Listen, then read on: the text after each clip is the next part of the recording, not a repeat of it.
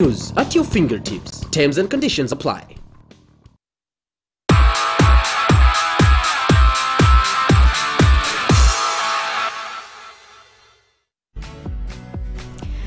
On the decor this week, unfortunately it's February, but I know a lot of you don't know much about the color of the year, and not just about the color of the year. You must have seen it. The living coral is not just being a bold color which is very vibrant. How do you see this color blending with us? The good thing about this living coral is that it's like you said, vibrant orange, but it have blending of goldish, you know. For like I say, or like how we've seen before, know how to use this color. Use the 6310 roll. Then you'll be safe. Join us on Saturday at 7:30 p.m. on your favorite channel, Capital TV.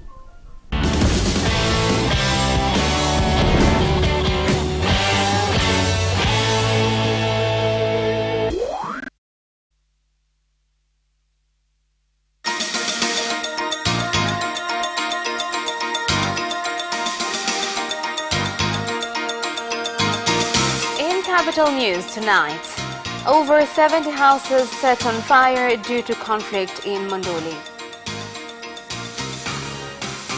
And in international, the Ministry of Health and DRC announced to have stopped Ebola.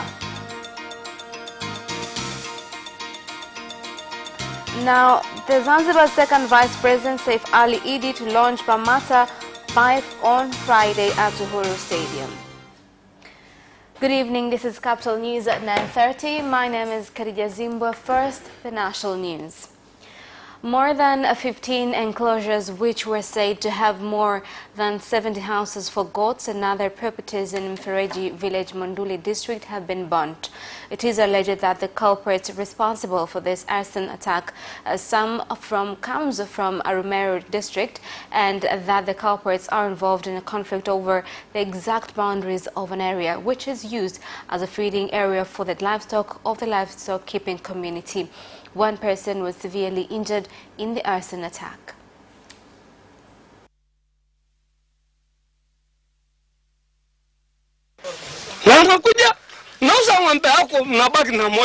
I sell cattle so I could build a house to shelter my children. Yet someone comes and burns it. Now I have no cattle, neither have I got a house. I ask you, and today peace and security committees from both sides are present.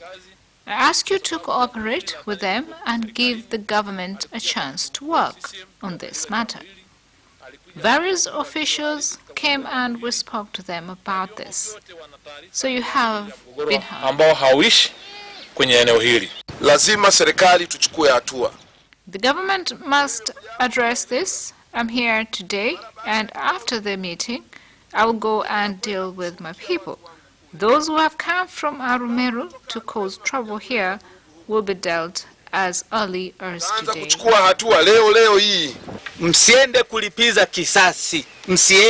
You must not take revenge. The government has heard your cry. Be vigilant. We've heard as Peace and Security Committee, and we are with you. The Inspector General of Police in the country, IGP Simon Siro, has directed the police force in the country to work together with the society in an effort to strengthen security in all areas of the country, such as border areas. IGP Simon Siro gave this directive while he was on a working tour of Shinyanga region. While on his tour, IGP Siro mentioned that the police intends to begin a large operation to find the witch doctors whose actions in this whole matter often lead to the murders of children and women, which have been taking place in different areas of the country. Kila wilaya ni lazima iandae operation ya kutafuta wahalifu hawa. wa mauaji yanatokana na ushirikina, mauaji mengine ya kawaida, makosa makubwa haya, nyang'anyo kutumia silaha, nimesema wizi wa mifugo, kuna mikoa ambayo ina wizi wa mifugo, uvuvi haramu, ni operation ambayo itahusika zaidi kwa makosa haya makubwa. Now, councillors of Mrijo Chini village in Chemba district, Dodoma region, have avoided death by being hit by a car or cut by a machete after a conflict occurred between the businessman of the area and the district government. This occurred after the district commissioner Solomon Odunga directed the building constructed by businessman Sanda Hussein Sand so as it can be used as a court be demolished as it was not built on the right place. Commissioner is familiar with the Sanda conflict with the village. He was questioned and claims that he was given land by the former regional commissioner. Our fear is that this could end badly, as this guy is very rich and could hurt us.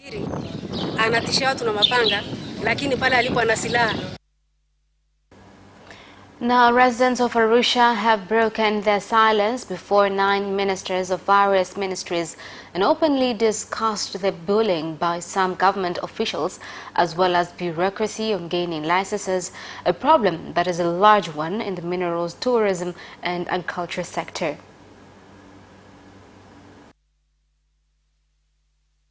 Ni kutokana na leseni. It's regarding the mining license. We've been charged in US dollars, which is a big challenge, and this has been difficult for us.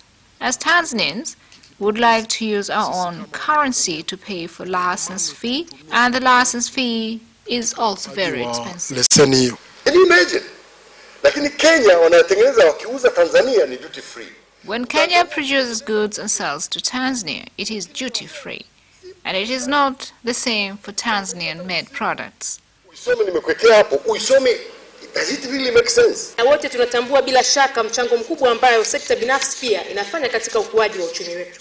We all appreciate the contribution of the private sector in growing our economy. I would like to assure you, through my office, that we will keep working together to ensure all challenges are addressed. But also through the roadmap, we've come up with a comprehensive plan to be discussed tomorrow on how it should be implemented. The President of Zanzibar and Chairman of the Revolutionary Council, Dr. Ali Mohammed Shein, has said that the completion of Mkanyageni-Kangani Road will complete his pledge to provide important development services to villages surrounding the road, which include the road, electricity and clean and safe water. Dr. Shein said this at Tasini Mkanyageni after placing the foundation stone of the road, which is 5 kilometers built at tarmac level by the Ministry of Infrastructure, Communication and Transportation. Hili tutayaleta maji ya mfereji, kulikuwa maji ya mfereji hakuna huko. We promised to bring tap water to this place, and we did, and electricity too. And today, we've laid the foundation stone for the construction of this road. Kwamba wenyewe wataalamu wa UB wanasema February mwaka huu, kabla ya Machi katikati, watamaliza kutia lami. Barabara hii ya Mkanyageni Kangani itakapokamilika, this road, once complete, will remove transport challenges. It will open this region to other regions. usafirishaji kwa mkoa wa Kusini Pemba. Barabara hii kwa sasa ujenzi wake unatekelezwa na idara yetu ya ujenzi. This project has been carried out by our Road Construction and Maintenance Department, and the finances is from Zanzibar Road Fund. So far, at least 1 billion has been spent on this project. Some residents of Kihagara ward in the Nyasa District Council Ruvuma region have requested the government to speed up the construction of their Kihagara Health Center in the district, which started to be built in 2013. The residents say that they are making this request because they have had to travel for long distances to Mbinga and Songea districts whenever they have needed to receive important types of medical treatment such as surgery. We are forced to go far to seek medical care, so we ask if the government could help finish this building so we can have a ward for male and female patients. Sisi hapa hatutoi huduma ya uzazi mpaka majengo yatakapoanza kutumika. We don't offer deliveries for expected mothers at the moment, and they are forced to go to other health centers until this project is complete. Tukikamilisha itaweza kuwahudumia wananchi wengi. Once this project is completed, it will serve a lot of people. The aim of this project is to reduce infant and mother deaths in our district. Prime Minister Kassim Majaliwa has pledged that the government will continue to take disciplinary action against officials of district councils, city municipals that deliberately initiate conflict within the council so as to divide other officials, as the conflict is what hinders collection of internal revenues and contribute to embezzlement. Prime Minister Majaliwa made the pledge during his meeting with councillors of CCM's Kagera Regional Council that was also attended by the district commissioners, managing directors of district councils, some officials of various government divisions, where he added that the government will ensure that it blocks various methods used by some officials in theft of internal revenue.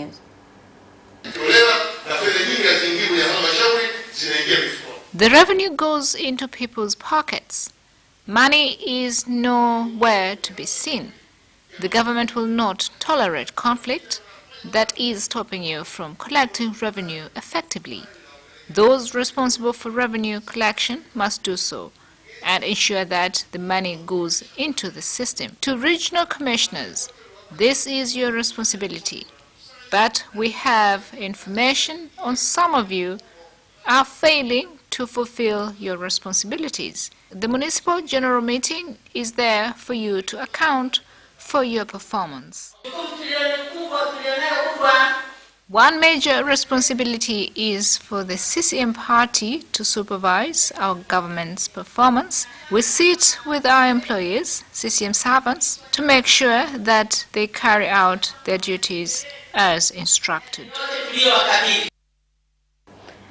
Small-scale miners of gold in Nyakafulu in Mbongwe District Geita region do not have the problem of having to use 45 million shillings each month for oil to produce electricity after the government permitted the mine to pay for a mining license daily. Instructions are given. Implementation must start immediately. Electricity will get to this place in 10 days, 1.5 kilometers long. A shared transformer will also be installed without having to purchase oil.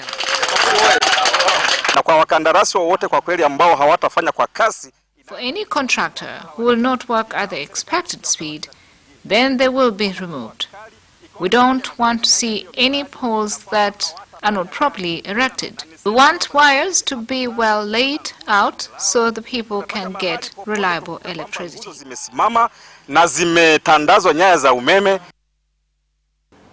French ambassador to Tanzania, Frederick Clevier, is supporting the efforts by President Magufuli by bringing in companies from France that will invest in energy and reduce poverty in villages. The ambassador said this during French Energy Day celebrations held every 21st of February. To make this country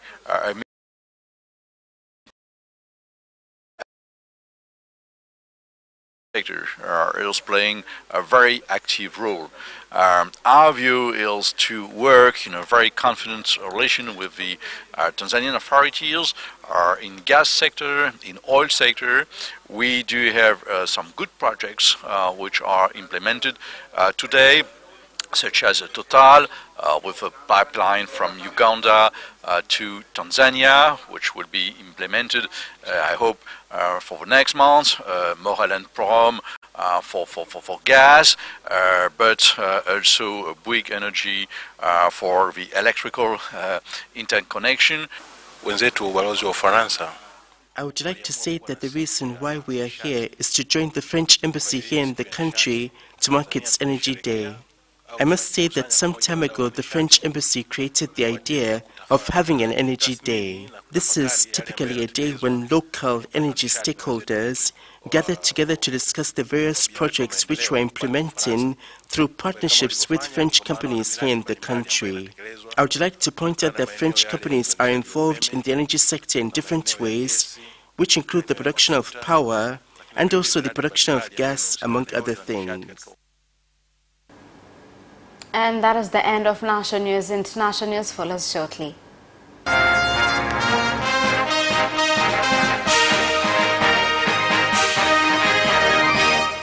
And in international news tonight, the Ministry of Health in the DRC has announced they have stopped the Ebola virus in Beni. However, the virus is still in neighboring Butembo, where efforts are ongoing with great difficulty.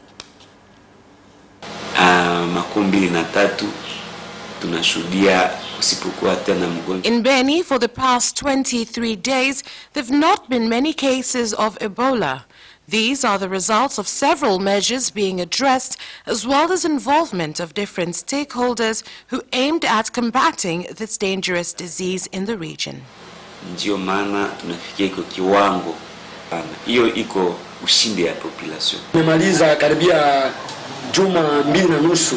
We have spent almost 2 weeks in Beni with no new person reported to have acquired Ebola.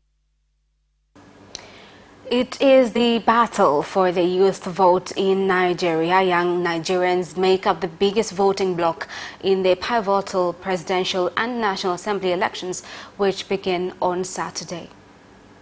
Nigeria's young new voters say they are the change their country needs. They want to see more young Nigerians in politics, but admit that it's not easy in a country where running for office is expensive. But they know what they want from those they will be voting for. The leader that is capable of representing the people, the leader that is trustworthy, that the one that will help in developing the education sector, the health sector, and lots more in this country.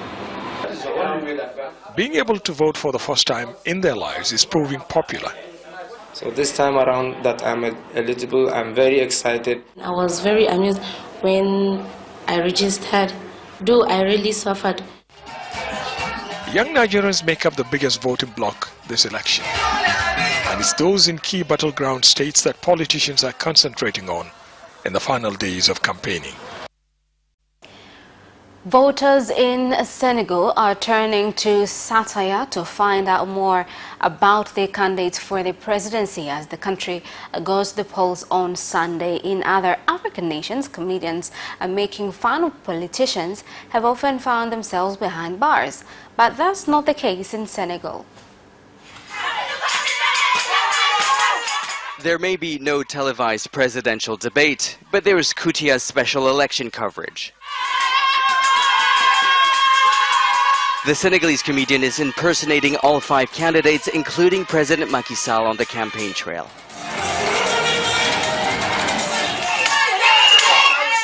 Koutia follows Sall's every move, poking fun at the president, who for now seems to be the favorite in the race. The problem is he got so fat that it's not easy to run a race when you put on so much weight. If he wins another 5 years, he's going to explode. And so for his own well-being, he needs to pull out of the race. Laughing at a sitting president is no joke.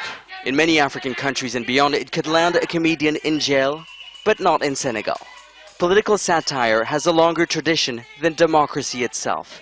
None of the 5 candidates have complained about these skits because humor is part of the campaign. And that is the end of international news. Business news follows shortly after the break. We'll be right back. Watch Business Edition as we talk to business leaders and experts in sectors that are transforming Tanzania's economy. To be rich, I have to be a business person. It's not an easy road at all. People need to understand. You must quickly think, how cost effective are you going to be? Business acts as a way in which it can bridge that gap. Business Edition will keep you informed on latest developments in the financial sector, extractive industry, tourism, agriculture, energy, construction, and so much more. Meet entrepreneurs who create employment opportunities. Watch Business Edition on Friday at 8:15 p.m.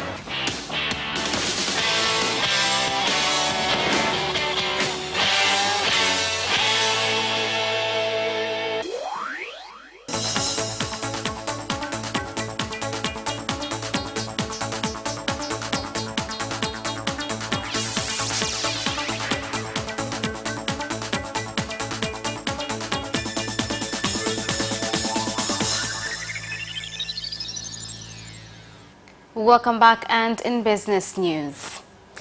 Tanzania Private Sector Foundation TPSF has said that increase in the pace of sector, regional and national discussions between the public and private sector is a sign that the government intends to resolve challenges within the sectors so as to create a better investment and business environment in the country, as well as the relevant sectors implement what is debated.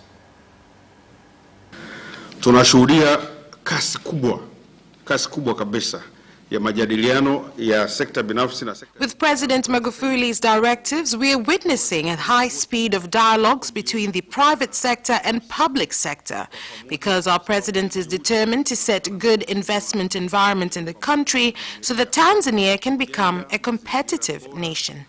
Ya uwekezaji na kufanya biashara Tanzania, ili Tanzania iwe ni nchi shindani. The government has said that financial services in villages will instigate the speed of development for village residents. Thus, the contributions in agriculture in growing the national income is needed in raising the nation's economy. Thus, the government has seen the importance of preparing a policy that will ensure that all farmers in the country benefit when they go through disasters such as drought and destruction of crops for various reasons. Technological emphasis is advocated to ensure that farmers benefit from financial services, especially in villages. From today's dialogues, I am expecting that challenges will be discussed and improve means and procedures of providing the service. And Tanzania Revenue Authority Commissioner General Charles Kichere has said that the response of breweries in using electronic systems in production has been great, and that it will help stop tax evaders and producers of substandard drinks. We are conducting special visits to spirits, bar, cigarette and wine factories to improve implementation of electronic tax sample, where the exercise began at factories in Dar es Salaam, and so far all beer factories and cigarette factories have installed the system and it is working. The implementation exercise has been low in wine and spirit factories. The visits were aimed at awakening factories to use the system before the deadline of the 28th of January 2019. The system is good. It will not only help TRA, but even we producers can be able to determine the amount of beer that has been produced. The alcohol market will be competitive, rightfully enough, because for companies that used to evade taxes, they will be dealt with accordingly, and this will also boost our sales. Today we have received visitors from TRA, including the Commissioner General, to check on ETS project development. The project began on the 15th of January, and until now we have remained stable. Meanwhile, there are some few challenges that we have already presented to TRA officers. And that is the end of business news. Sports news follows shortly after the break. Hi, my name is Kotaro Tokuda. What's up? My name is Sean Garnier. I'm John Barnes from Liverpool Football Club. The hip, hop, a hip it, the hip it, the hip, hip, hop it. Don't stop the rockin' to the bang, bang boogie. Say up, jump the boogie to the rhythm of the boogie to beat. Now what you hear? I'm watching Sports Gazette. I'm watching Sport Gazette. And you're watching Sports Gazette. With Sebastian. With Sebastian. Peace out. Yes! And you can also watch Sports Gazette for highlights and interviews regarding sports. Do not miss Sports Gazette. every Wednesday at 7 p.m. only on Capital Television.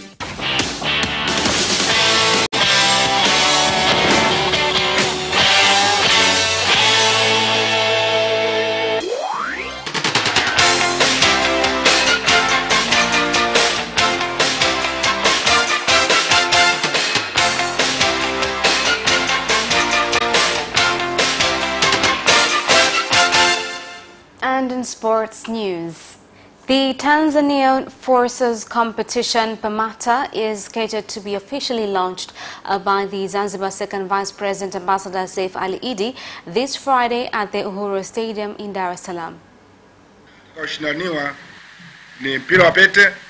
This year there will be competitions in netball for women, football for men, handball for men and women, volleyball for men and women, basketball for men and women, boxing for men, shooting range for men and women, as well as athletics for men and for women. The Tourism Board, in association with Magnet Youth Soccer Academy, have run a local coaches training to 25 coaches at the JKM Youth Park, while also giving 200 young players basic soccer skills. In the future, we hope we can work together. There will be some more support for Magnet Youth Sports, because it's not easy to organize this project. I know it's always a struggle, so we are just grateful to be here and to be able to help, to participate, and also to learn from you people what are the struggles that you're going through, where can we maybe help to improve the situation of youth football in Tanzania. Liverpool forward Sadio Mane's house was burgled while he was playing in the Champions League last 16 tie against Bayern Munich on Tuesday. Here's more on the story. Including watches, mobile phones and car keys were stolen. The incident happened at Mane's house in Arton, South Liverpool, while the 26-year-old was at Anfield. No one was in the property at the time. Forensic examinations are underway and a police investigation is ongoing. Detective Inspector Phil Mahon of Merseyside Police said they are appealing for anyone with information in relation to this burglary to please come forward and assist in their inquiries. Arsenal manager Unai Emery says the key is in Mesut Ozil's hands as the midfielder tries to regain his first-team place. Here's more. 30-year-old Ozil is the Ghana's highest-paid player, having signed a £350,000 a week contract in 2018, but has started only 13 of 26 league games this season. He needs to be consistent in training and form matches without injury or being sick, Emery said. Ozil has played 216 times for Arsenal since joining from Real Madrid, for the club record of £42 million in 2013. Atletico Madrid manager Diego Simeone has apologized for any offense caused by his celebrations against Juventus, but said, "I did it from the heart." Hear more details. Fans and grabbed his crotch after Jose Maria Jimenez opened the scoring in a 2-0 win. "It's not a nice gesture, I admit, but I felt the need to do it," he said. Jimenez's fellow central defender Diego Godin added the second goal 5 minutes later to put Atletico in charge of the Champions League last 16 tie. Atletico have never won the Champions League and have lost 2 finals and a semi-final to rivals Real Madrid in the past 6 years. And that sports item ends our news bulletin for tonight. My name is Khadija Zimbwe. Thank you for watching and good night.